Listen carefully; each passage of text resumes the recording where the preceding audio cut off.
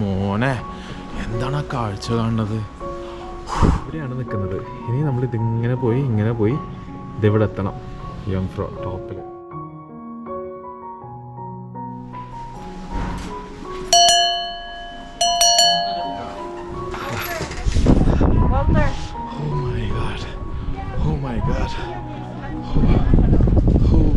തണുക്കണേ.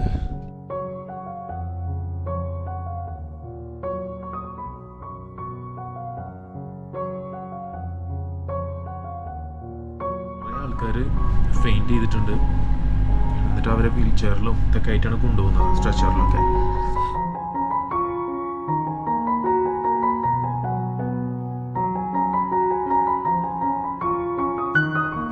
Hi, good morning. അപ്പോൾ നമ്മൾ ഇന്റർലാക്കണിൽ ഇന്നലെ രാത്രി എത്തി. വന്ന് അങ്ങനെ തന്നെ കുളിച്ച് അങ്ങനെ തന്നെ കിടന്ന് ഉറങ്ങി. കാരണം ഒരു ലോങ് ഡ്രൈവ് ആയിരുന്നു. രാത്രികാലത്തെ യാത്ര നീണ്ട യാത്രയായിരുന്നു. ഏകദേശം 2.5 മണിക്കൂർ എടുത്ത്. പക്ഷെ ഒരു പ്രോബ്ലം എന്താ വെച്ച് കഴിഞ്ഞാൽ നമുക്കൊരു കാഴ്ചകളും കാണാൻ പറ്റിയിട്ടുണ്ടായിരുന്നില്ല. പക്ഷെ ബ്യൂട്ടിഫുൾ ആയിട്ടുള്ള സീനാന്ന് എനിക്ക് മനസ്സിലാവുന്നുണ്ട്. അവിടെ ഒരുപാട് സീനറികൾ അതിനെ പേരൊക്കെ എഴുതി വെച്ചിട്ടുണ്ട്. പക്ഷെ നമുക്ക് എന്താ ചെയ്യാം, ഇന്ന് രാവിലെ തന്നെ നമുക്ക് യംഫ്രോയിൽ പോകണം. അപ്പൊ ഇന്റർലാക്കണിൽ നിന്നാണ് നമുക്ക് യാത്ര സ്റ്റാർട്ട് ചെയ്യുന്നത്. ഞാനിവിടെ ഇന്റർലാക്കൺ യൂത്ത് ഹോസ്റ്റൽ എന്ന് പറയുന്ന ഹോസ്റ്റലാണ് എടുത്തത്. അതായത് ഇന്റർലാക്കൺ OST എന്ന് പറയുന്നത് ഇവിടുന്ന് യാത്ര തുടങ്ങുന്ന ആ ഒരു ട്രെയിൻ സ്റ്റേഷനാണ്. അതിന്റെ തൊട്ട് സൈഡിൽ അതിനോട് ചേർന്നിട്ടാണ് ഈ ഒരു ഹോസ്റ്റൽ ഇരിക്കുന്നത്. അപ്പൊ ഈ ഒരു ഹോസ്റ്റലിന്റെ പ്രത്യേകത എന്ന് പറയുന്നത് വലിയ റേറ്റ് ഒന്നുമില്ല. 4 പേരുള്ള ഇതാണ് എടുത്തിട്ടുള്ളത്, റൂമാണ് എടുത്തിട്ടുള്ളത്. അവിടെ ഇരുട്ടാണ് ശരിക്കും പറഞ്ഞാൽ. ഈ റൂമിൽ ആരുമില്ല, ഞാൻ ഒറ്റയ്ക്കേ ഉള്ളൂ. ഇപ്പോൾ ഇതാണ് എൻ്റെ സ്പേസ്. ഇപ്പോൾ സമയം എന്ന് പറയുന്നത് 7 മണിയായി. അപ്പോൾ ഇവിടെ ഞാൻ കിടന്ന്, ഇവിടെ വേറെ ബെഡ് ഉണ്ട്, ഇവിടെ വേറെ ബെഡ് ഉണ്ട്. പക്ഷേ ഇന്നലെ ഞാൻ ഒറ്റയ്ക്കേ ഉണ്ടായിരുന്നുള്ളൂ. ടോയ്ലറ്റ് ഇവിടെ ഷവർ എടുക്കാനുള്ള സൗകര്യമുണ്ട്. അതുപോലെ തന്നെ സാധാരണ ഇത് ഓക്കെ. ഈ ഒരു സൗകര്യമുള്ള അടിപൊളി നമുക്കൊരു ബുദ്ധിമുട്ടുമില്ല. പുറത്ത് ഇതാണ് കാഴ്ച, ഞാൻ കാണിച്ചു തരാം. ബസ് ഈ തൊട്ടിപ്പുറത്താണ് ഈ സ്റ്റേഷൻ കിടക്കുന്നത്. നേരെ ഇങ്ങനെ പരവര വെളുക്കുന്നതേ ഉള്ളൂ. ചെറുതായിട്ടൊരു ഡ്രിസിലിംഗ് ഉണ്ടായിരുന്നു രാവിലെ. ഞാൻ നേരത്തെ എണീറ്റതാണ്. പക്ഷേ ഇപ്പോൾ അതൊക്കെ മാറി. ഞാനിപ്പോൾ ഇറങ്ങുകയാണ് ഇവിടുന്ന്. അപ്പം നിങ്ങൾ ഇന്റർലാക്കണിലൊക്കെ വരാമെന്നുണ്ടെങ്കിൽ നിങ്ങൾ അധികം എക്സ്പെൻസീവ് ആയിട്ടുള്ള സ്ഥലങ്ങളൊന്നും എടുക്കാൻ നിൽക്കണ്ട. വളരെ ചീപ്പാണത്. നിങ്ങൾ ഹസ്ബൻഡും വൈഫും ഉണ്ടെങ്കിൽ പോലും നിങ്ങൾക്ക് ഇവിടെ അങ്ങനെ എടുക്കാം. കാരണം പിന്നെ ഇന്റർലാക്കണിലെ ആ ഒരു ട്രെയിൻ സ്റ്റേഷനിലോട്ട് നിങ്ങൾക്ക് ടാക്സിയോ മറ്റുള്ള ഒന്നും എടുക്കേണ്ട ആവശ്യമില്ല. ഇതാണ് ഏറ്റവും ചീപ്പസ്റ്റ് ആയിട്ടുള്ളത്. എനിക്ക് ഫീൽ ചെയ്തത്, ഞാൻ കുറേ നേരം ചെക്ക് ചെയ്തിട്ടാണ് എടുത്തതൊക്കെ. bookings.com വഴിയാണ് എടുത്തത്. എനിക്ക് ഒരു ബെഡിന് ഒരു രാത്രിക്ക് എനിക്ക് 4 പേരുള്ള റൂം ആയതുകൊണ്ട് 66 സ്വിസ് ഫ്രാങ്ക് ആയി. ഇനിയിപ്പോൾ 6 പേരുള്ളതിന് 44 സ്വിസ് ഫ്രാങ്ക് ആണ്. ഇനി പാർക്കിങ്ങിന്റെ പ്രശ്നമാണെന്നുണ്ടെങ്കിൽ ഇവരുടെ തന്നെ പാർക്കിംഗ് ഉണ്ട്. ഇവരെ ബുക്ക് ചെയ്യുമ്പോൾ അഡ്വാൻസ് ആയിട്ട് ഇവർക്ക് മെസ്സേജ് അയച്ച് പറയുന്നത് നിങ്ങൾക്ക് പാർക്കിംഗ് വേണമെന്ന്. അപ്പോൾ ഇതിന്റെ താഴെ തന്നെ നമുക്ക് 1 ഡേ പാർക്കിങ്ങിന് 15 സ്വിസ് ഫ്രാങ്ക് കൊടുത്താൽ മതി. അപ്പോൾ നമുക്ക് വേറെ ടെൻഷനൊന്നും ഇല്ല. ഫുള്ളി ക്ലോസ്ഡ് ആയിട്ടുള്ള പാർക്കിംഗ് ആണ്. നിങ്ങൾക്ക് ഇവർ തന്നെ ഇവിടെ ആക്സസ് കാർഡ് തരും നമുക്ക്. ഞാനത് എടുത്തിട്ടുണ്ട്. അത് സെപ്പറേറ്റ് കൊടുക്കണം കേട്ടോ. അപ്പോൾ നമുക്ക് കാറായിട്ട് വരുന്നതിന് ഒരു പ്രശ്നമില്ല. നമ്മൾ യംഫ്രോ കറങ്ങി വരുന്ന വരെ കാർ ഇവിടെ സേഫ് ആയിട്ട് തന്നെ ഇരുന്നുള്ളൂ, ഒരു പ്രശ്നമില്ല. ഓക്കെ, അപ്പോൾ നമുക്ക് ഒന്ന് ബ്രേക്ക്. അത് മാത്രമല്ല, ഈ 66 ബ്രേക്ക്ഫാസ്റ്റ് ഇൻക്ലൂഡഡ് ആണ് കേട്ടോ. നമുക്ക് ബ്രേക്ക്ഫാസ്റ്റ് എന്തൊക്കെയാണ് ഒന്ന് കഴിച്ചു നോക്കാൻ പോയിട്ട്. അപ്പോൾ ഞാനിവിടെ നിന്ന് ഇറങ്ങാണ്. കാറിൽ എൻ്റെ വലിയ പെട്ടി കൊണ്ടുവന്ന് വെച്ചിട്ട് ഞാനങ്ങനെ ഇവിടേക്ക് പോവാണ്, സ്റ്റേഷനിലോട്ട് പോവാണ്. ഓക്കെ, ഇതാണ് ബ്രേക്ക്ഫാസ്റ്റിനുള്ള ഡൈനിങ് ഏരിയ. ഇഷ്ടംപോലെ ആളുകൾക്ക് ഒരേ സമയം ഇരുന്ന് കഴിക്കാനുള്ള ഓപ്ഷൻസ് ഒക്കെ ഉണ്ട്. പിന്നെ അത് മാത്രമല്ല വെറൈറ്റീസ് ആയിട്ടുള്ള ഫുഡുകളും. അറിയാലോ, സ്വിറ്റ്സർലാൻഡ് ഭയങ്കര എക്സ്പെൻസീവ് ആണ്. ഒരു ക്രോസോൺ കഴിക്കാൻ വേണ്ടി മാത്രമായിട്ട് 8 സ്വിസ് ഫ്രാങ്ക് ഒക്കെ കഴിക്കും. അപ്പോൾ ഈ ഒരു 66 സ്വിസ് ഫ്രാങ്കിന് നമുക്ക് ബ്രേക്ക്ഫാസ്റ്റ് അടക്കം കിട്ടുക എന്ന് പറയുന്നത് ഭയങ്കര ലാഭമായിട്ട് എനിക്ക് തോന്നി. ഹുമോസും ഒരുപാട് തരത്തിലുള്ള ചീസും ഹാംസും വെറൈറ്റീസ് ഓഫ് യോഗേർട്ടും ഗ്ലൂട്ടൻ ഫ്രീ പ്രൊഡക്ട്സും പിന്നെ സ്വിസ്സിൽ മാത്രം കണ്ടുവരുന്ന സ്വിസ് ബർച്ചർ മ്യൂസ്ലിയും ഒക്കെ അവിടെ നമുക്ക് കിട്ടും. എന്തായാലും കുറേ സാധനങ്ങളെടുത്ത് ഞാനും എൻ്റെ ബ്രേക്ക്ഫാസ്റ്റ് കഴിച്ചു. അപ്പോൾ നമ്മളിവിടുന്ന് ഇറങ്ങി കേട്ടോ. ഇറങ്ങിയെന്ന് പറയുകയാണെങ്കിൽ ഇപ്പോൾ സമയം ഏകദേശം 7:30 ഇനി നമുക്ക് നേരെ റെയിൽവേ സ്റ്റേഷനിലോട്ട് പോവാം. എന്ത് രസമാണ് രാവിലെ തന്നെ, അടിപൊളി. ഫുള്ള് മലകൾ, ഇല പൊഴിഞ്ഞ് നിൽക്കുന്ന അടിപൊളി എന്ന് പറഞ്ഞാൽ ഒരു രക്ഷയില്ല, അടിപൊളി. ഇതാണ് കേട്ടോ ആ ഹോസ്റ്റല്. താഴെയാണ് ബ്രേക്ക്ഫാസ്റ്റ് കഴിക്കുന്ന സ്ഥലം. ഇതിൻ്റെ പേര് യൂത്ത് ഹോസ്റ്റൽ എന്നാണ്. ഇന്റർലാക്കൺ യൂത്ത് ഹോസ്റ്റൽ. ഇതാണ് സംഭവം. ഇതിലേക്കൂടെ നമുക്കിങ്ങനെ ഫുൾ ഈവനിങ് ഒക്കെ നടക്കാം. തൊട്ടപ്പുറത്തൊരു കനാലൊക്കെ ഉണ്ട്.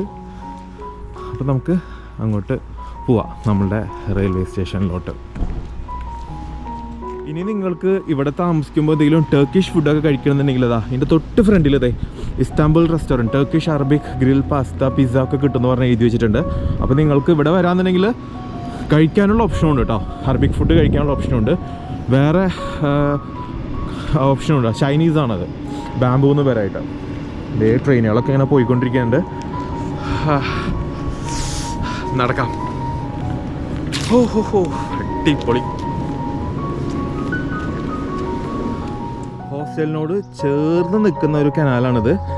അതാണ് ഹോസ്റ്റലിൻ്റെ ബാക്കിൽ തന്നെയാണിത്. ഓക്കെ, അപ്പോൾ നിങ്ങൾക്ക് ശരിക്കും പറയുകയാണെങ്കിൽ നല്ല സൂര്യൻ ഉദിച്ചു കഴിഞ്ഞാൽ ഇതിൻ്റെ ഭംഗിയൊക്കെ ഇരട്ടിക്കും.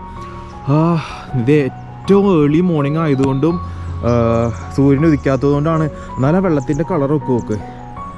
ചെറിയ ചെറിയ നമുക്ക് മീനുകളൊക്കെ നമുക്ക് കറക്റ്റായിട്ട് കാണാൻ പറ്റുന്നുണ്ട്. എന്ത് രസമാണ്, നീല വെള്ളം.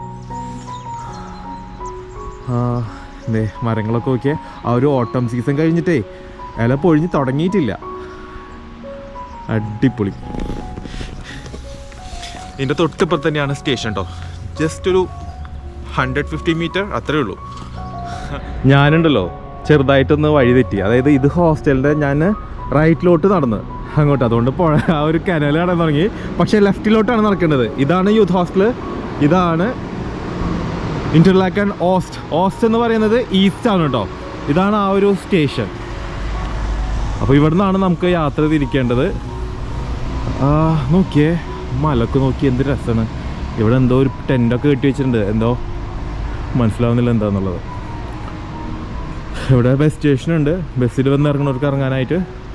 ആ ഒരു ഫോഗൊക്കെ ഇങ്ങനെ പോകണം. നോക്കിയേ എന്ത് ഭംഗിയാണ്. അപ്പോൾ നമുക്ക് പോവാം. സ്വിറ്റ്സർലാൻഡിൻ്റെ സാഹസിക തലസ്ഥാനം അല്ലെങ്കിൽ അഡ്വഞ്ചർ ക്യാപിറ്റൽ എന്നറിയപ്പെടുന്ന ഇന്റർലാക്കൻ. ഈ ഒരു ഇന്റർലാക്കൻ ഓസ്റ്റി എന്ന് പറയുന്ന സ്റ്റേഷനിൽ നിന്നാണ് നമുക്ക് പോകേണ്ട യോങ് ഫ്രോയോക്ക് എന്ന് പറയുന്ന സ്ഥലത്തോട്ടുള്ള യാത്ര തുടങ്ങുന്നത്. സ്വിറ്റ്സർലാൻഡിലെ ബേണിലെ ഒരു റിസോർട്ട് പട്ടണമാണ് ഈ ഒരു ഇന്റർലാക്കൻ എന്ന് പറയുന്നത്. ഈ ഒരു സ്റ്റേഷന്റെ മുന്നത്തെ പേര് എന്ന് പറയുന്നത് ഇന്റർലാക്കൻ സോൾ ഹൗസ് എന്നായിരുന്നു. 1874 ഈ ഒരു സ്റ്റേഷൻ ഓപ്പൺ ചെയ്തത് തന്നെ. എങ്ങനെയാണ് ഇതിനുള്ള ടിക്കറ്റ് ബുക്ക് ചെയ്യാന്നുള്ളത് നിങ്ങൾക്ക് ചെറുതായിട്ടൊന്ന് കാണിച്ചു തരാം. സ്വിസ് ടൂർസ് എന്ന് പറയുന്ന ഒരു വെബ്സൈറ്റിൽ പോവുക. അതിൽ നിങ്ങളുടെ ആവശ്യത്തിന് പോകാനുള്ള ഡേറ്റ് നിങ്ങൾ സെലക്ട് ചെയ്യുക. അതിപ്പോൾ ഞാനിപ്പോൾ ജസ്റ്റ് ഒന്ന് കാണിക്കുന്നതാണ് 9th ജനുവരി എന്നുള്ളത്.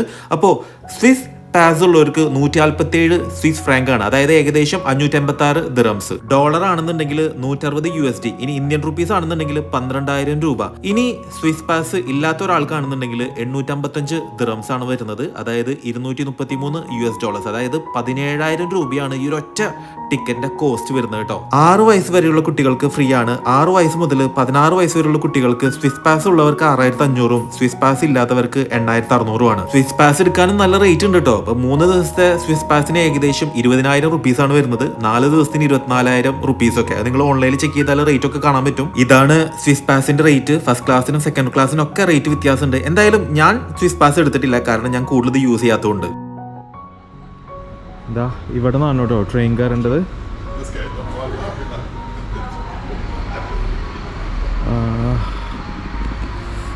ഇത് പോകേണ്ട റൂട്ടൊക്കെ അവർ കാണിച്ചിട്ടുണ്ട്. നമ്മൾ ഇവിടെയാണ് ഉള്ളത്. നമ്മൾ എന്നിട്ട് ഇത് 2 വഴിയാണ് ഉള്ളത്. ആക്ച്വലി ഇവിടുന്ന് നേരെ ലോറ്റബ്രണ്ണൻ വഴി പോവും, പിന്നെ ഗ്രിൻഡൻവാൾഡ് വഴി പോവും. ഈ 2 വഴി, ഒന്ന് ലെഫ്റ്റും ഒന്ന് റൈറ്റും. എന്നിട്ട് ഇവിടുന്ന് യോങ് ഫ്രോൾക്ക് പോവും. അപ്പോൾ ഇവിടുത്തെ പോയി കഴിഞ്ഞാലും നമ്മൾ ഗ്രിൻഡൻവാൾഡ് ഇറങ്ങി അവിടുന്ന് ഗോണ്ടോലെടുത്ത് നേരെ ഇവിടെ എത്തും. പിന്നെ അവിടുന്ന് ട്രെയിൻ എടുത്ത് നേരെ യോങ് ഫ്രോ. ഇതാണ് കേട്ടോ സ്ഥലം. ഇതിങ്ങനെയാണ് പോകുന്നത്. അപ്പോൾ നമ്മൾ പോകുന്നത് ഗ്രിൻഡൽവാൾഡ് എടുത്തതിൽ നിന്നാണ് എനിക്ക് എൻ്റെ ടിക്കറ്റിലുള്ളത്. അതങ്ങനെ തന്നെയാണെന്നാണ് വിചാരിക്കുന്നത്. പല ആൾക്കാരും ഈ ലോട്ടബ്രണ്ണൻ എടുത്ത് പോയിട്ടുണ്ട്, പക്ഷെ എനിക്ക് കിട്ടിയിട്ടുള്ള ടിക്കറ്റ് ഇങ്ങനെയാണ്. അപ്പം നമുക്ക് പോയി നോക്കാം എങ്ങനെയായിരിക്കും എന്നുള്ളത്. നമ്മൾ അവിടെ നിന്ന് താഴെ കൂടെ ഇറങ്ങി ഇപ്പുറത്ത് കൂടെ ഇങ്ങോട്ട് കയറി വന്ന് ഇവിടെ 8:05 ഗ്രിൻഡൽവാൾഡ് നമുക്ക് പോകുന്ന ട്രെയിൻ.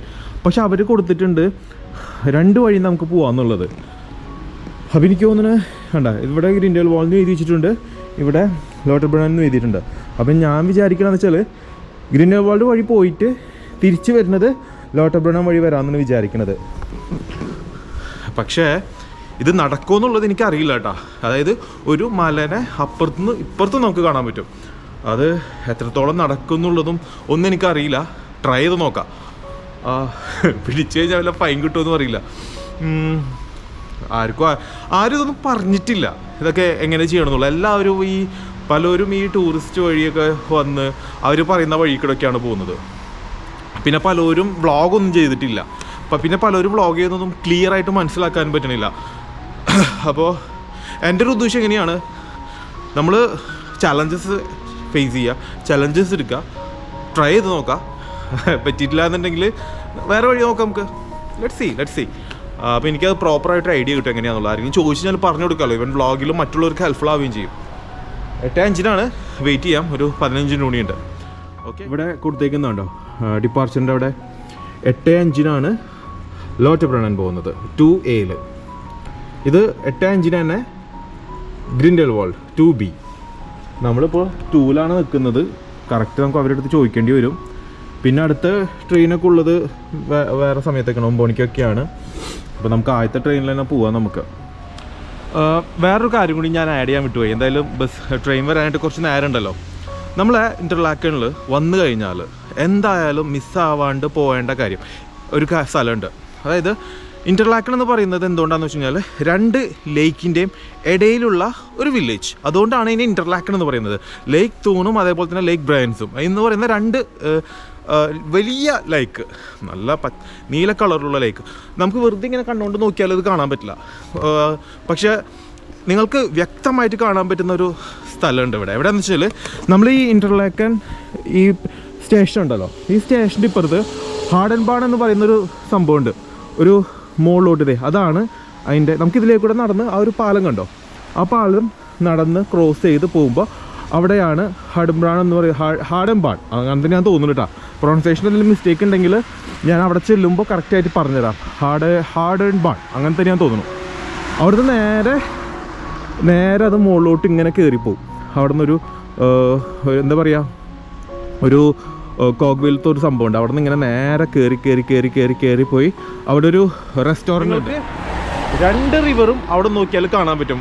അത് ഇവിടെ ഇൻ്റർലാക്കണിൽ വന്നാൽ 2 റിവർ ഒരേപോലെ കാണാൻ പറ്റുന്ന ബെസ്റ്റ് പോയിൻ്റാണ്. അവിടെ പോയി കഴിഞ്ഞാൽ അത് നിങ്ങൾക്ക് നടന്ന് പോകാൻ പറ്റുന്ന ഡിസ്റ്റൻസാണ്. ജസ്റ്റ് ഇവിടെ പോവുക, കടക്കുക, മുകളിൽ കയറുക. അവിടെ ഒരു റെസ്റ്റോറൻറ്റ് ഉണ്ട്, അവിടെ എന്തെങ്കിലും കഴിക്കുക. ഇനി കഴിച്ചില്ലെങ്കിലും കുഴപ്പമൊന്നുമില്ല. നേരെ റൈറ്റും ലെഫ്റ്റും നിങ്ങൾക്ക് ആ ഒരു 2 ലേക്കും കാണാൻ പറ്റും. ഇൻ്റർലാക്കണിൻ്റെ മെയിനായിട്ടുള്ള പ്രത്യേകത എന്ന് പറയുന്നത് തന്നെ ഈ 2 ലേക്സാണ്. ഓക്കെ, അപ്പോൾ വീണ്ടും വെയിറ്റ് ചെയ്യാം. ഞാൻ എന്തായാലും ഇവിടെ തിരിച്ചു വന്ന് കഴിഞ്ഞിട്ട് ഞാൻ എന്തായാലും അത് കയറുന്നുണ്ട്, സമയം അനുവദിച്ചാൽ കേട്ടോ.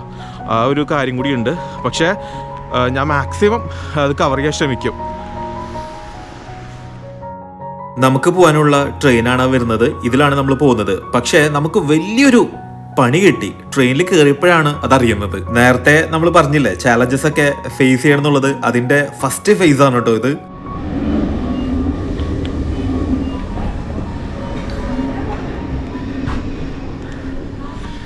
അങ്ങനെ കയറി. വേറൊരു പ്രശ്നം ഉണ്ടായി അതിൻ്റെ ഇടയിൽ. ഓടിപ്പിടിച്ച് കയറി ഇതിൻ്റെ ട്രെയിനിൽ. പറഞ്ഞിരിക്കട്ടെ കേട്ടാ. ഓടി അവസാനം. ഞാൻ ഇത്ര സമയം ഉണ്ടായിട്ട് എനിക്കറിയില്ലായിരുന്നു. ഞാൻ ഓൺലൈനിലാണ് ഇത് പർച്ചേസ് ചെയ്തത്. സ്വിസ് ടൂർ എന്ന ഓൺലൈനിൽ പോയിട്ട് ഓൺലൈനിൽ വാങ്ങി പൈസ പേ ചെയ്തു. സംഭവം എനിക്ക് വൗച്ചർ കിട്ടി. ആ വൗച്ചറൂടെ സ്കാൻ ചെയ്താൽ മതി എന്നാണ് ഞാൻ വിചാരിച്ചത്. പക്ഷെ അങ്ങനെയല്ല. ട്രെയിൻ കയറാൻ നോക്കിയപ്പോൾ അവർ പറഞ്ഞു ഇത് വൗച്ചറാണ്, ടിക്കറ്റ് വേണം. തൊട്ടിപ്പുറത്ത് തന്നെ ടിക്കറ്റ് കൗണ്ടറുണ്ട്. അവിടെ കൂടി ഇപ്പോഴും മാറിയിട്ടില്ല. അവിടെ കൂടി അവരപ്പോൾ ഇതാണ് ടിക്കറ്റ് ഇഷ്യൂ ചെയ്യുന്നത്. ഇതാണ് ടിക്കറ്റ്. ഓക്കെ, യോങ് ഫ്രോ പോകാനുള്ള. അതിൻ്റെ കൂടെ തന്നെ ടോപ്പ് ഓഫ് യൂറോപ്പിൻ്റെ ഒരു പാസ്പോർട്ട് പോലെ, ഒരു സൗനിയർ പോലെ ഒരു ബുക്ക് തന്നിട്ടുണ്ട്. ഓക്കെ, അതിൻ്റെ ഡീറ്റെയിൽസൊക്കെ മെൻഷൻ ചെയ്തിട്ടുണ്ട്, എന്താണ് സംഭവം എന്നുള്ളതൊക്കെ. ഓക്കെ, പിന്നെ പോകേണ്ട ട്രെയിനും കാര്യങ്ങളൊക്കെ. ഇതൊക്കെയാണ് അവരെനിക്ക് തന്നത്. പക്ഷെ വേറൊരു കാര്യം എന്ന് വെച്ച് കഴിഞ്ഞാൽ യോങ് ഫ്രോയിൽ പോകാനായിട്ട് ഇപ്പോൾ ഗ്രിൻഡൽവാൾഡ് വഴി മാത്രമേ പോകാൻ പറ്റുള്ളൂ. മറ്റേ വഴി ക്ലോസ് ചെയ്തിട്ടേക്കാണ്. കാരണം ലൂട്ടബ്രണ്ടൻ വഴി ക്ലോസ് ചെയ്തിട്ടേക്കാണ്. എന്തൊരു കൺസ്ട്രക്ഷൻ നടന്നുകൊണ്ടിരിക്കുകയാണ്. ഡിസംബർ 2 or 3 മുതൽ. അപ്പോൾ ഈ ഒരു വ്ളോഗ് വരുമ്പോൾ എന്തായാലും ഇത് ഓപ്പൺ ആയിട്ടുണ്ടാവും. ഇപ്പം ഞാൻ പോകുമ്പോൾ അത് ക്ലോസ് ചെയ്യാണ്, എന്തോ പണി നടക്കേണ്ടി യോങ് ഫ്രോയിൽക്ക്. അപ്പോൾ ഒരൊറ്റ വഴി പോയിട്ട് ആ വഴിനെ തിരിച്ചു വരേണ്ടി വരും. ഓക്കെ, ഇതാണ് സംഭവം. ട്രെയിനിൽ കയറി ഒന്ന് ശ്വാസം വിടട്ടെ. കറക്റ്റ് 8:05 തന്നെ ട്രെയിൻ സ്റ്റാർട്ട് ആയിട്ടുണ്ട്. അപ്പോൾ നിങ്ങൾ ആ ഒരു ലാസ്റ്റ് മിനിറ്റും നിങ്ങൾ ഓടി വരാൻ നിൽക്കേണ്ട. സമയമെടുത്ത് നിങ്ങൾ നേരത്തെ വന്ന് ട്രെയിനിന് വെയിറ്റ് ചെയ്തിട്ട് നിങ്ങൾ കയറി പോവുക. ട്രെയിൻ ഡിലേ ആവുന്നുള്ള സംശയങ്ങളൊന്നും നിങ്ങൾക്ക് സ്വിറ്റ്സർലാൻഡിൽ ആവശ്യമില്ല. രാവിലെ തന്നെ ആയതുകൊണ്ട് അധികം ആളുകളൊന്നും ഇല്ല.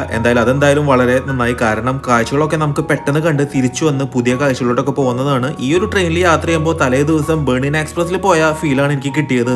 അത്ര ഭംഗിയുള്ള കാഴ്ചകളും. ഇതാണ് യോങ് ഫ്രോയോക്കിലേക്ക് പോകാനുള്ള ട്രെയിനിന്റെ ടൈം ഷീറ്റ്. വളരെയധികം ശ്രദ്ധിക്കണത്, ആദ്യത്തെ ട്രെയിൻ എന്ന് പറയുന്നത് 7:35 പിന്നെ 8:05 8:35. അതായത് ഓരോ 30 മിനിറ്റ് കൂടുമ്പോഴും ഇന്റർലാക്കൽ നിന്ന് യോങ് ഫ്രോയിൽക്ക് പോകാനുള്ള ട്രെയിൻ ഉണ്ടെന്നാണ് പറയുന്നത്. അതായത് ഒറ്റ ട്രെയിൻ അല്ല കേട്ടോ. നമ്മൾ ഇന്റർലാക്കൽ നിന്ന് ഗ്രിൻഡൽവാൾഡിലോട്ടാണ് ആദ്യം പോകുന്നത്. അതിനുശേഷം അവിടുന്ന് ഗോണ്ടോല എടുത്തിട്ട് ഏഗർ ഗ്ലേഷ്യറിലോട്ടും പിന്നെ അവിടുന്ന് ട്രെയിൻ എടുത്തിട്ട് യോങ് ഫ്രോയോക്ക്. എന്തായാലും നിങ്ങൾക്കത് പോകുമ്പോൾ നിങ്ങൾക്കത് മനസ്സിലാവും. ഈ ടൈം ഷീറ്റ് ഒക്കെ കണ്ടിട്ട് നിങ്ങൾ പേടിക്കൊന്നും വേണ്ട. അത്ര വലിയ സംഭവമുള്ള കാര്യങ്ങളൊന്നല്ല. ആ ഒഴുക്കിനനുസരിച്ച് അങ്ങോട്ട് പോവുക, അത്രയേ ഉള്ളൂ. എന്തായാലും നിങ്ങൾക്കത് പോകുമ്പോൾ കൂടുതൽ കാര്യങ്ങളൊക്കെ മനസ്സിലാവും. നമ്മൾ ഈ കയറുന്നത് ഒരു മലയാണ്. ശരിക്കും കാറിന്റെ എഞ്ചിനൊക്കെ മല കയറുമ്പോൾ കരയുന്നത് കേട്ടിട്ടില്ലേ, പവർ ഇല്ലാണ്ട് വലിക്കുമ്പോൾ? അതേപോലത്തെ കരച്ചിലാണ് ഈ ഒരു ട്രെയിനിന് നമുക്ക് ഫീൽ ചെയ്യുന്നത്.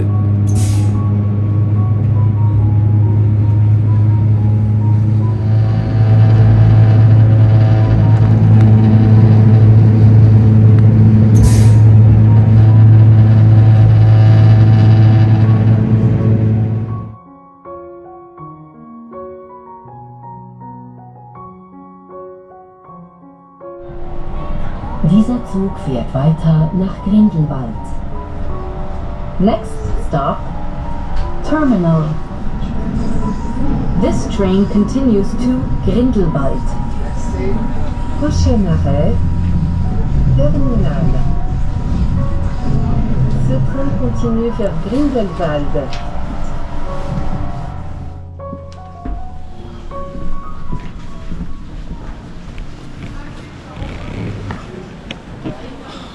അപ്പോൾ നമ്മളിപ്പോൾ ടെർമിനൽ എന്ന് പറയുന്ന സ്ഥലത്തെത്തി കേട്ടോ, ഗ്രിൻഡൽവാൾഡ്. ഓക്കെ, ഇനി നമുക്ക് അടുത്ത ഒരു ട്രെയിൻ ഉണ്ട്. എൻ്റെ മോനെ, എന്താണ് ആ കാഴ്ച കാണുന്നത്? ഓക്കെ, ആ അറ്റത്ത് നോക്കിയേ. വാ,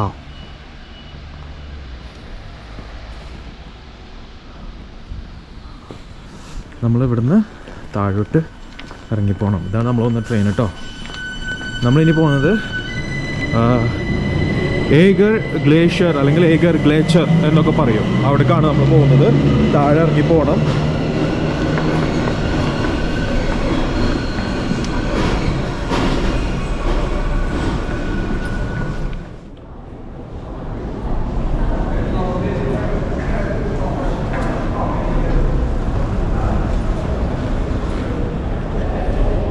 റിയലി എക്സൈറ്റഡ്. വർഷങ്ങളായിട്ട് നമ്മൾ കാത്തിരുന്ന ഒരു സ്വപ്നം പൂവണിയാൻ പോവാണ്. അൽഹംദുലില്ലാ, എല്ലാത്തിനും പടച്ചവൻക്ക് നന്ദി. ഈയൊരു സ്റ്റേഷനിൽ എത്തിയപ്പോൾ മുതലുള്ള എക്സൈറ്റ്മെൻ്റ് ആണ്. കാരണം നമ്മൾ ഒരുപാട് മൂവീസിലും ഒരുപാട് ആളുകൾ പോയി കണ്ട ഫോട്ടോസൊക്കെ നമ്മൾ കണ്ടിട്ടുണ്ടാവും. ഇവിടെയാണ് നമ്മളിനി കാലെടുത്ത് വെക്കാൻ പോകുന്നത്. ഇത് ഗ്രിൻഡൽവാൾഡ് ടെർമിനൽ. ഇവിടെ നമുക്ക് ഒരുപാട് കാര്യങ്ങൾ അവൈലബിൾ ആണ് കേട്ടോ. അതായത് ഫാർമസി, ഗ്രോസറി സ്റ്റോർ, ടോയ്ലറ്റ്, അതേപോലെ തന്നെ സ്പോർട്സിൻ്റെ സ്റ്റോഴ്സുകളൊക്കെ ഉണ്ട്. അതായത് നിങ്ങൾക്ക് തണുപ്പിലോട്ടാണ് പോകാൻ പോകുന്നത്, വല്ല സോക്സോ എന്തെങ്കിലും കാര്യങ്ങൾ മിസ്സായിട്ടുണ്ടെങ്കിൽ അതൊക്കെ വാങ്ങിക്കാൻ പറ്റുന്ന സൗകര്യമുള്ള ഒരു സ്ഥലം തന്നെയാണ്. അപ്പോൾ നിങ്ങൾ മറന്നാലും ടെൻഷൻ ഒന്നും അടിക്കേണ്ട, അതൊക്കെ നിങ്ങൾക്ക് ഇവിടുന്ന് മേടിക്കാൻ കിട്ടും.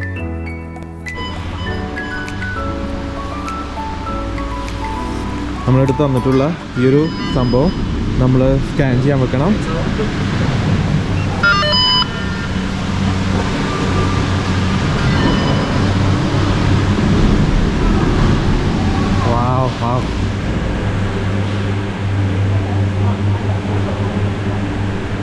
നമുക്ക് ഒറ്റയ്ക്ക് ഇരിക്കാൻ പറ്റുമോ നോക്കട്ടെ, അല്ലെങ്കിൽ കുറേ പേര് ഇത് നിൽക്കേണ്ടി വരും.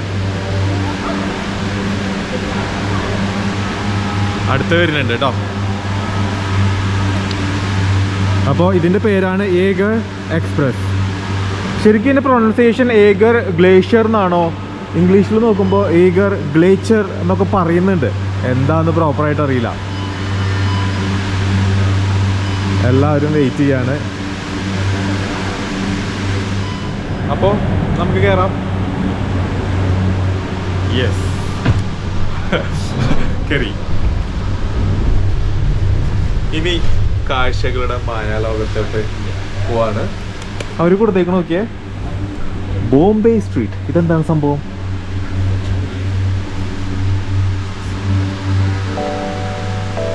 ലോകത്തിലെ ഏറ്റവും മോസ്റ്റ് മോഡേൺ ട്രൈ കേബിൾ ഗോണ്ടോളയാണ് ഈ ഒരു ഏഗർ എക്സ്പ്രസ്. ഇതിനെക്കുറിച്ച് ഒരുപാട് പ്രത്യേകതകളും ഉണ്ട് കേട്ടോ. വൺസ് ഇതിന്റെ ഡോറ് ക്ലോസ് ചെയ്ത് കഴിഞ്ഞാൽ ഇവിടുന്ന് 45 മിനിറ്റ് ആണ് നമുക്ക് ടോപ്പ് ഓഫ് യൂറോപ്പിലോട്ട് എത്താനായിട്ട് എടുക്കുക. ബേർണീസ് ഓബർലാൻഡ് എന്ന ഭൂപ്രദേശത്തിന്റെ അതിമനോഹരമായിട്ടുള്ള കാഴ്ചകളാണ് ഇനി നിങ്ങൾ കാണാൻ പോകുന്നത്.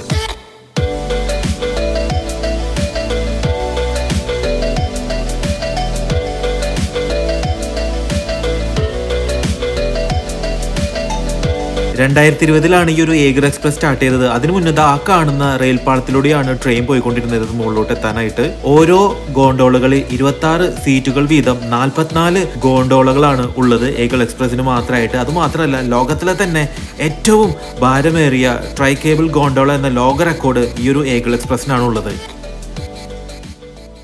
ഇനി നമ്മൾ നേരെ സ്നോയിലോട്ട് കയറാൻ പോകാം. ഓക്കെ,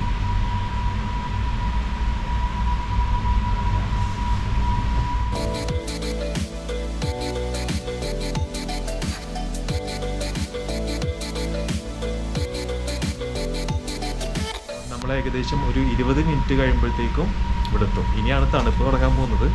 അതൊക്കെ ഒന്ന് കൂട്ടി തരട്ടെ, കാരണം മൊത്തം മഞ്ഞ് കണ്ടില്ലേ.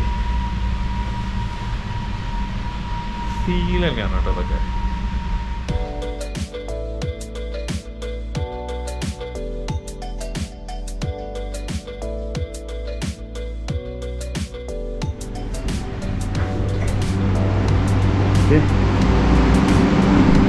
നമ്മളിത് 2320 മീറ്റർ പൊക്കത്തിലുള്ള ഈഗർ ഗ്ലേഷ്യറിൽ എത്തിയിരിക്കുകയാണ്.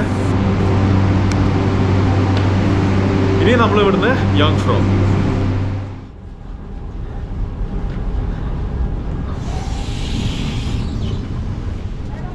സ്കൈ ബാർ റെസ്റ്റോറൻറ്റ് ഒക്കെ ഉണ്ട്.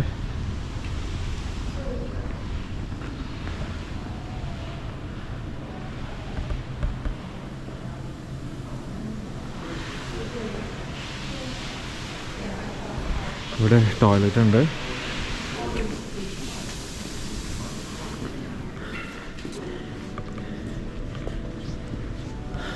നമ്മളിപ്പോൾ ഇവിടെയാണ് നിൽക്കുന്നത്. ഇനി നമ്മൾ ഇങ്ങനെ പോയി ഇതിവിടെ എത്തണം, യോങ്ഫ്രോ ടോപ്പിൽ. ഇപ്പോൾ നമ്മൾ ബോർഡിങ് ഓപ്പൺ ആണ്. നമ്മൾ കാണിച്ചു കൊടുത്തിട്ടുള്ള അതേ സാധനത്തിന് ഇവിടെയും കാണിച്ചു കൊടുക്കണം. Hi, very good morning.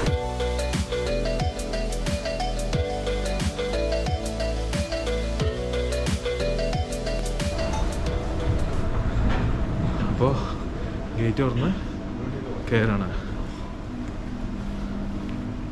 യോങ്ഫ്രോ. ഇപ്പോൾ ഇവിടെ ഒരു യോങ്ഫ്രോയിലേക്ക് പോകാനുള്ള ട്രെയിൻ അവിടെ എത്തിച്ചിട്ടുണ്ടോ? ഇതിലാണ് പോകുന്നത്.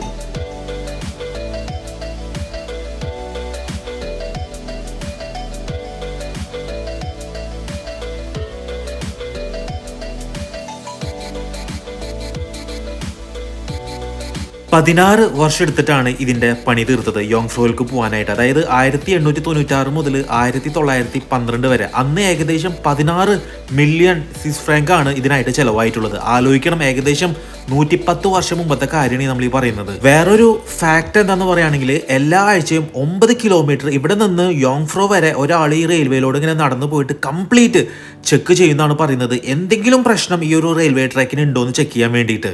അതുമാത്രമല്ല, വേറൊരു എഞ്ചിനീയറിംഗ് വിസ്മയം കൂടിയുണ്ട്. അതായത് ഈ ഒരു ട്രെയിൻ താഴോട്ട് ഇറങ്ങുമ്പോൾ ഇത് സ്വന്തമായിട്ട് ഇലക്ട്രിസിറ്റി ജനറേറ്റ് ചെയ്യുന്നതാണ് പറയുന്നത്. അതും 1912 മുതൽ. നമുക്ക് പോകുന്ന വഴിയിൽ ചെറിയൊരു സ്റ്റോപ്പ് ഉണ്ട്, ഒരു 5 മിനിറ്റ് നിർത്തും. ഇവിടെ ഒരു വ്യൂ പോയിന്റ് ഉണ്ട്. ജസ്റ്റ് ഒരു വ്യൂ പോയിന്റ് ഉണ്ട്. ജസ്റ്റ് ആ മലകളൊക്കെ ഒന്ന് കാണാം. അത്രയേ ഉള്ളൂ. ഇതാണ് വ്യൂ പോയിന്റ് കേട്ടോ. ഇറങ്ങിയിട്ട് എയ്സ്മീർ എന്നാണ് ഈ ഒരു വ്യൂ പോയിന്റിന്റെ പേര്. സീ ലെവലിൽ നിന്നും 3159 മീറ്റർ ഹൈറ്റിലാണ് നമ്മളിപ്പോൾ നിൽക്കുന്നത്. ഇനിയും നമ്മൾ മുകളിലോട്ട് ഇങ്ങനെ കയറാൻ പോവാണ്. പലർക്കും ഒരു കൺഫ്യൂഷൻ ഉണ്ട്. സ്വിറ്റ്സർലാൻഡിൽ 2 മലകളാണുള്ളത്. ഒന്ന് യോങ്ഫ്രോയും 2 മൗണ്ട് ടിറ്റ്ലീസും. ഈ ഒരു മൗണ്ട് ടിറ്റ്ലീസിൽ DDLJയുടെ ഫോട്ടോ ഒക്കെ പലരും കണ്ടിട്ടുണ്ടാവും. ഇതിൽ എങ്ങോട്ട് പോകണം എന്നുള്ളത് ഒരുപാട് പേർക്കുള്ള ഒരു കൺഫ്യൂഷനാണ്. അതിനെക്കുറിച്ച് ഞാൻ വഴിയെ പറഞ്ഞുതരാം കേട്ടോ. ടോപ്പ് ഓഫ് യൂറോപ്പിൽ നമ്മളിങ്ങനെ എത്തി.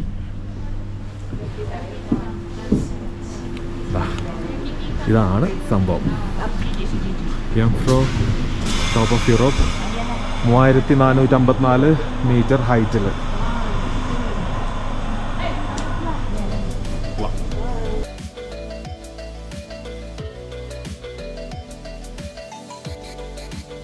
ടോപ്പ് ഓഫ് യൂറോപ്പ് എന്ന് യോങ്ഫ്രോനെ നമ്മൾ വിളിക്കുന്നുണ്ടെങ്കിൽ, അല്ലെങ്കിൽ ടോപ്പ് ഓഫ് യൂറോപ്പ് എന്നാണ് ഇതിൻ്റെ സ്ലോഗൻ ആണെങ്കിൽ കൂടിയിട്ടും ഇത് ആക്ച്വലി ടോപ്പ് ഓഫ് യൂറോപ്പ് അല്ല.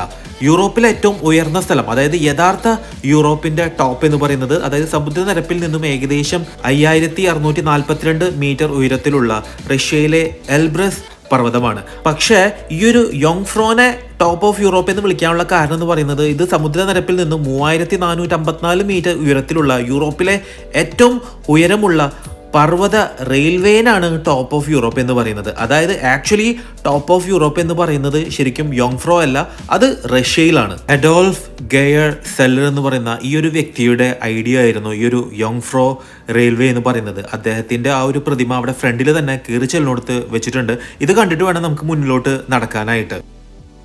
യോങ്ഫ്രോയില് എത്തിക്കഴിഞ്ഞാൽ നമുക്ക് അടുത്തുള്ള 2 മലകളുടെ കാഴ്ചയാണ് നമുക്ക് കാണാൻ പറ്റുന്നത്. 3970 മീറ്ററുള്ള ഏഗറും 4107 മീറ്റർ ഹൈറ്റിലുള്ള മോങ്ങിന്റെയും കാഴ്ചകളാണ് കൂടുതലും നമുക്ക് ഇവിടുന്ന് എല്ലാ ഭാഗത്തു നിന്നും കാണാൻ പറ്റുന്നത്. കയറി ചെല്ലുമ്പോൾ തന്നെ നമ്മൾ കാണുന്നത് കുറച്ച് ഫ്ലാഗ്ഷിപ്സ് ഷോപ്പുകളാണ്. ഐ മീൻ കംപ്ലീറ്റ്ലി സൗനിയർ ഷോപ്സ് ഒക്കെയാണ് കാണുന്നത്. ടിസോട്ട് എന്ന സ്വിറ്റ്സർലാൻഡ് ബ്രാൻഡിന്റെ ആർമി നൈഫ്സും വാച്ചസും പിന്നെ വേറെ എന്തൊക്കെയോ സാധനങ്ങളൊക്കെ നമുക്ക് അവിടുന്ന് വാങ്ങിക്കാനൊക്കെ കിട്ടും. യാഷ് ചോപ്രയുടെ DDLJ ഇറങ്ങിയതിന് ശേഷമാണ് സ്വിറ്റ്സർലാൻഡ് ഇന്ത്യക്കാർക്ക് ഏറ്റവും പ്രിയപ്പെട്ട ഒരു റൊമാൻറ്റിക് രാജ്യമായിട്ട് മാറിയത്.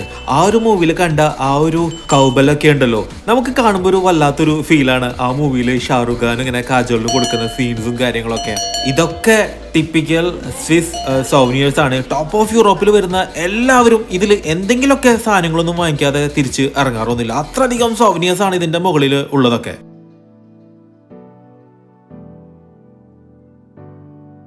ഒരുപാട് പേര് മിസ് ചെയ്യുന്ന ഒരു സംഭവമുണ്ട്, നമ്മുടെ പാസ്പോർട്ട് സ്റ്റാമ്പ് ചെയ്യാന്നുള്ളത്. നമുക്ക് ആ യോങ്ഫ്രോന്റെ ഒരു പാസ്പോർട്ട് കിട്ടില്ല, റെഡ് പാസ്പോർട്ട്. അത് നമുക്ക് ഇവിടുന്ന് സ്റ്റാമ്പ് ചെയ്യിക്കാം. നമ്മൾ ടോപ്പ് ഓഫ് യൂറോപ്പിൽ എത്തിയ ഡേറ്റും കാര്യങ്ങളൊക്കെ ആ സ്റ്റാമ്പിൽ ഉണ്ടാവും. എനിക്കത് ചെയ്യാൻ പറ്റിയില്ല, നിങ്ങളത് എന്തായാലും ചെയ്യണം കേട്ടോ. വീണ്ടും നമ്മൾ മുന്നോട്ട് ഇങ്ങനെ നടക്കാണ്, കാഴ്ചകൾ ഇങ്ങനെ തേടിയിട്ട്. നടന്നു പോകുമ്പോൾ നമുക്ക് ഇതേപോലെയുള്ള ഒരുപാട് ഗുഹകളും അതിലെ കാഴ്ചകളൊക്കെ നമുക്ക് നടന്നുകൊണ്ട് ഇങ്ങനെ കാണാനൊക്കെ പറ്റും.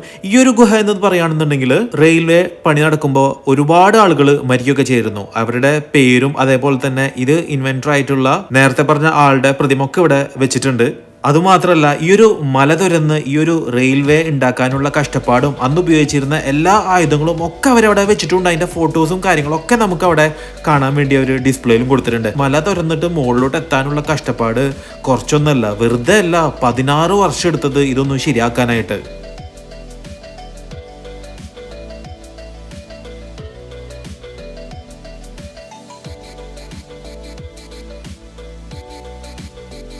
വീണ്ടും ഫ്രണ്ടിലോട്ട് നടന്നപ്പോൾ ഐസ് പാലസ് എന്ന് പറയുന്ന ഒരു സ്ഥലത്തോട്ടാണ് നമ്മളോട് എത്തിയത്.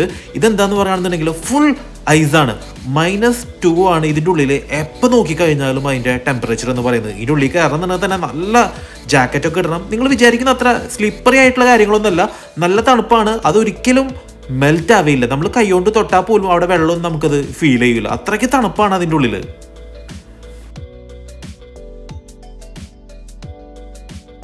അവിടെ നിന്ന് വീണ്ടും പുറത്തോട്ട് നടന്നപ്പോൾ ഒരു മൾട്ടിമീഡിയ എക്സ്പീരിയൻസ് ടൂറാണ് കണ്ടത്. അതായത് ഈ ഒരു 100 വർഷത്തിന്റെ ഇടയിൽ യോങ്ഫ്രോ നടന്ന സംഭവങ്ങളൊക്കെ മൊത്തത്തിൽ നമുക്ക് സ്ക്രീനിൽ നിന്ന് കാണാനൊക്കെ പറ്റും. സ്പിനിക്സ് എന്ന ലിഫ്റ്റിലാണ് ഇനി നമ്മൾ കയറാൻ പോകുന്നത്. 27 സെക്കൻഡ് കൊണ്ട് 108 മീറ്റർ ഹൈറ്റിലോട്ടാണ് ഇനി നമ്മൾ ഈ ഒരു ലിഫ്റ്റിലോട്ട് കയറാൻ പോകുന്നത്. ഏറ്റവും ടോപ്പിലോട്ടാണ് നമ്മൾ ഇനി കയറുന്നത്, എത്തുന്നത് യോങ്ഫ്രോന്റെ ഏറ്റവും ടോപ്പില്.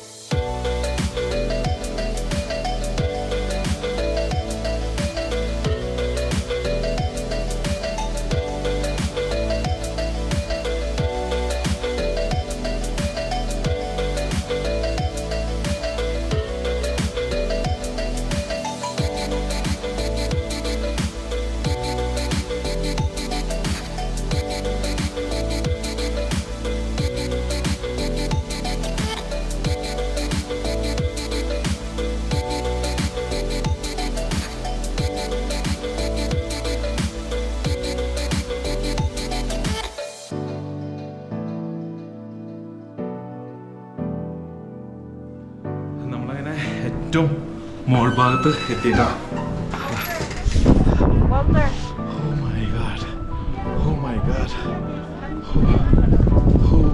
തണുക്കണ്.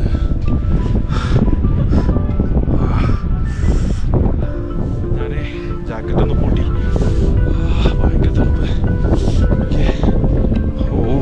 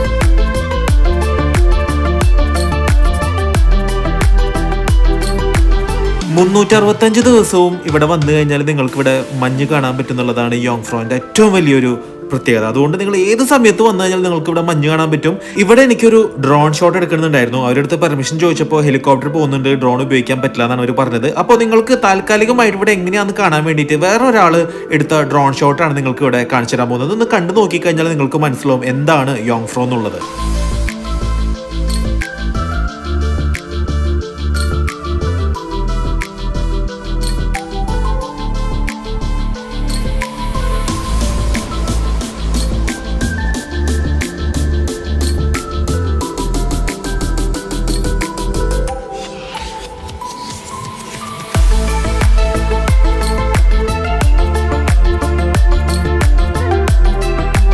ഡോം പോലെ ഇരിക്കുന്ന ഒരു സംഭവം കൊണ്ടോ അതിൻ്റെ ഏറ്റവും മുകളിലായിട്ട് അതൊരു റിസർച്ച് സ്റ്റേഷനാണ്.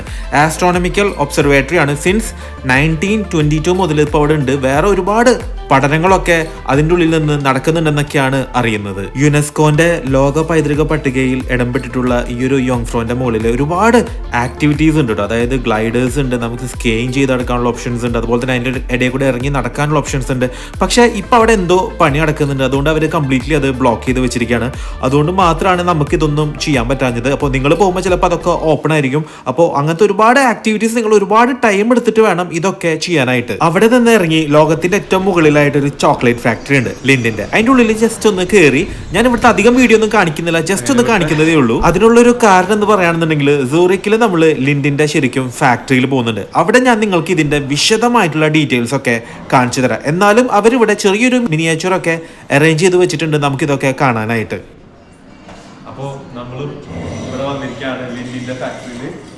ചോക്ലേറ്റ് ഇതൊക്കെ പ്ലാസ്റ്റിക് ആണ് കേട്ടോ ഉണ്ടാക്കി വെച്ചിരിക്കുന്നത്. ഒരു മിനിയേച്ചർ പോലെയാണ്.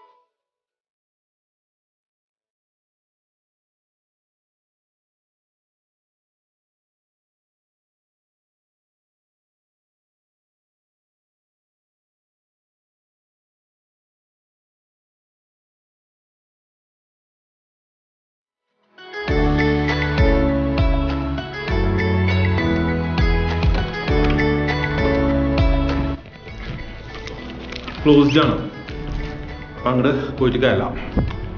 ഓക്കെ, അപ്പോൾ ഇതാണ് യോങ്ഫ്രോ. അപ്പോൾ നമ്മൾ ഇവിടുന്ന് തിരിച്ച് പോവാണ്. ഈ ഒരു വ്ളോഗ് എല്ലാവർക്കും ഇഷ്ടപ്പെട്ടെന്ന് വിചാരിക്കുകയാണ്. നേരത്തെ ഞാനൊരു കാര്യം പറഞ്ഞിട്ടുണ്ടായിരുന്നു, പലർക്കും ഒരു കൺഫ്യൂഷൻ ഉണ്ട്, മൗണ്ട് ടിറ്റ്ലീസിൽ പോകണോ അതോ യോങ് ഫ്രോയിലോട്ട് പോകണോ എന്നുള്ളത്. യോങ് ഫ്രോന്റെ ഹൈറ്റ് എന്ന് പറയുന്നത് ഏകദേശം 3463 മീറ്റർ ആണ്. ടിറ്റ്ലി ആണെന്നുണ്ടെങ്കിൽ 3239. അതായത് യോങ് ഫ്രോനേക്കാളും 224 മീറ്റർ കുറവാണ് ടിറ്റ്ലി എന്ന് പറയുന്നത്. പക്ഷേ ടിറ്റ്ലിയുടെ പ്രൈസ് എന്ന് പറയുന്നത് ഏകദേശം 96 സ്വിസ് ഫ്രാങ്ക് മാത്രമാണ് വരുന്നത്. അതിന്റെ ഡബിൾ ആണ് ഈ ഒരു യോങ് ഫ്രോക്ക് വരുന്നത്. യോങ് ഫ്രോ ഏകദേശം 220 സ്വിസ് ഫ്രാങ്ക് ആണ് വരുന്നത്. അപ്പോൾ പ്രൈസ് വൈസ് വെച്ച് നോക്കുമ്പോൾ ടിറ്റ്ലിയാണ് ഏറ്റവും ചീപ്പസ്റ്റ് ആയിട്ടുള്ളത്. നമ്മൾ തിരിച്ച് പോവാണ്. തിരിച്ച് പോവാന്ന് വെച്ചാൽ വേറൊരു കാര്യം പ്രത്യേകം ശ്രദ്ധിക്കാം, നല്ല ഇറക്കാണ് ഇനി അങ്ങോട്ട്. കാരണം ഒരു മലയുടെ മുകൾക്കാണ്. കുറേ ആൾക്കാർ ഫെയിൻറ്റ് ചെയ്തിട്ടുണ്ട്. എന്നിട്ട് അവരെ വീൽ ചെയറിലും ഇതൊക്കെ ആയിട്ടാണ് കൊണ്ടുപോകുന്നത്, സ്ട്രെച്ചറിലൊക്കെ. നമുക്കുണ്ടല്ലോ ചെവി വല്ലാത്തൊരു ഇതാണ്. ഇപ്പോൾ പ്രശ്നങ്ങളൊന്നുമില്ല, ശ്രദ്ധിച്ചാൽ മാത്രം മതി. അതിനുള്ള പ്രിക്കോഷൻസും കാര്യങ്ങളൊക്കെ എടുക്കാം. മെഡിസിനൊക്കെ ഉണ്ടെന്നുണ്ടെങ്കിൽ അതെടുക്കാം. ഹൈറ്റൊക്കെ പ്രശ്നമായിട്ടുള്ള ആൾക്കാർക്ക് ചെറുതായിട്ടൊരു പ്രോബ്ലം ആയിരിക്കും. ഈ കയറലും ഇറങ്ങലൊക്കെ ഒരു പ്രോബ്ലം ആയിരിക്കും. യോങ് ഫ്രോന് പൈസ കൂടുതലാണ്. അതിനുള്ള പ്രത്യേകതയുണ്ട്. കാരണം സ്പിൻക്സ് ഉണ്ട്, അതായത് ഏറ്റവും മുകളിൽ കയറിയില്ലേ. പിന്നെ അതേപോലെ തന്നെ എസ്മീർ ഉണ്ട്, ഐസ് പാലസ് ഉണ്ട്, ലിൻഡിന്റെ സ്വിസ് ചോക്ലേറ്റ് ഉണ്ട്, യോങ് ഫ്രോന്റെ പാനോറമിക് വ്യൂ ഉണ്ട്, സ്നോ ഫൺ പാർക്ക് ഒക്കെ ഉണ്ട്. ടിറ്റ്ലീസിലുള്ള വേറെ കുറേ കാര്യങ്ങളുണ്ട്. അവിടെ ക്ലിഫ് വാക്ക് ഉണ്ട്, ഗ്ലേഷ്യർ കേവ് ഉണ്ട്, ഐസ് ഫ്ലയേഴ്സ് ഉണ്ട്, ടിറ്റ്ലീസിന്റെ ഗ്ലേഷ്യർ പാർക്ക് ഉണ്ട്. അവിടെ നിങ്ങൾക്ക് ഹൈക്ക് ചെയ്യാം, മൗണ്ടൻ ബൈക്കിംഗ് ചെയ്യാം, ക്ലൈംബിംഗ് ചെയ്യാം. അപ്പോൾ ഇവിടെ ഉള്ളതൊന്നും അവിടെ ഇല്ല, അവിടെ ഉള്ളതൊന്നും ഇവിടെ ഇല്ല. അങ്ങനത്തെ 2 വ്യത്യാസങ്ങളുണ്ട്. അപ്പോൾ നിങ്ങളുടെ പ്രൈസിനനുസരിച്ച് നിങ്ങൾക്ക് ഏത് വേണമെങ്കിലും ഓപ്റ്റ് ചെയ്യാം, ടിറ്റ്ലീസോ യോങ് ഫ്രോയോ. പക്ഷേ രണ്ടിൻ്റെയും കാഴ്ചകൾ ഏകദേശം ഒരുപോലെ തന്നെയാണ്. അപ്പോൾ ഈ ഒരു വ്ളോഗ് എല്ലാവർക്കും ഇഷ്ടപ്പെട്ടെന്ന് വിചാരിക്കുകയാണ്. ഈ ഒരു യോങ് ഫ്രോയിലേക്ക് എങ്ങനെ പോകണം, എവിടെ സ്റ്റേ ചെയ്യണം, എങ്ങനെയാണ് സംഭവങ്ങളെന്നൊക്കെ എല്ലാവർക്കും മനസ്സിലായെന്ന് വിചാരിക്കുകയാണ്. ചിലവർക്ക് വരാൻ പറ്റിയെന്ന് വരില്ല, പല സാഹചര്യങ്ങൾ കൊണ്ടും. അവർക്കൊക്കെ വന്ന് കണ്ട പോലത്തെ ഒരു അനുഭവം ആക്കി കൊടുക്കാൻ പറ്റി എന്നാണ് ഞാൻ വിചാരിക്കുന്നത്. അപ്പോൾ താങ്ക് യു സോ മച്ച്. ഇനി അടുത്ത വ്ളോഗ് ഉടൻ തന്നെ വരുന്നതാണ്. ഇന്റർലാക്കൺ അല്ലെങ്കിൽ ഇന്റർലാക്കണില്ല. ഓക്കെ, തണുപ്പൂടിയിട്ടേ കംപ്ലീറ്റ് മിസ്റ്റേക്ക്. ബൈ. വല്ലാത്തൊരു കയറ്റം കേട്ടോ. വിചാരിച്ച മാതിരി ചെറിയൊരു കുത്തനെയുള്ള കയറ്റം നല്ല ഭയങ്കര വലിയ